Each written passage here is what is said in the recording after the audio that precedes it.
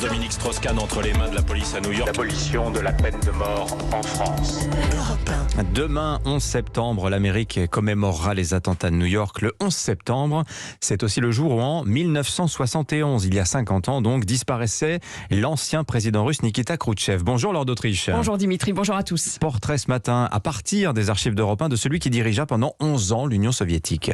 Oui, il est devenu le nouveau visage de l'Union soviétique après la mort de Staline en 1953. Nikita Khrouchtchev meurt le 11 septembre 1971 d'une crise cardiaque. Et sur Europe 1, c'est le journaliste Édouard Sablier qui en parle à l'époque. Nikita Khrouchtchev, que la propagande russe le veuille ou pas, Nikita Khrouchtchev, c'était la coexistence pacifique. Alors que Khrouchtchev avait favorisé la production de biens de consommation, réduisant fortement les effectifs de l'armée et les objectifs de l'industrie lourde, ses successeurs revenaient au réarmement intensif et à la politique de force. Et parmi ses successeurs, il y avait bien sûr Brejnev qui prend le pouvoir en URSS en 1964. Et c'est un vent de libération qui va souffler en URSS à ce moment-là, lorsque Khrouchtchev prend la tête de l'État soviétique. Oui, il critique en particulier les dérives du stalinisme, ce qui fait naître de l'espoir chez les pays frères de l'URSS, même si aux yeux de Khrouchtchev, la déstalinisation ne signifie pas du tout que les pays satellites de l'Europe de l'Est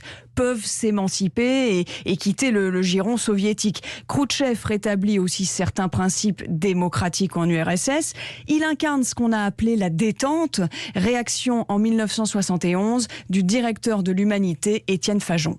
Quand Nikita Khrouchtchev était à la tête du gouvernement de l'URSS, il a été un artisan ardent de cette politique-là. Et puis il développe le programme spatial russe qui sera très puissant au début des années 60. Alors le 11 septembre 71, évidemment, le monde entier lui rend hommage.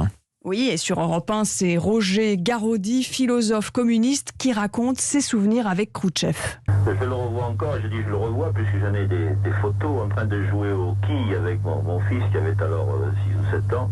Je me souviens d'une partie de tir au pigeon, vous savez, lorsqu'on fait partir des assiettes qu'il faut casser en l'air.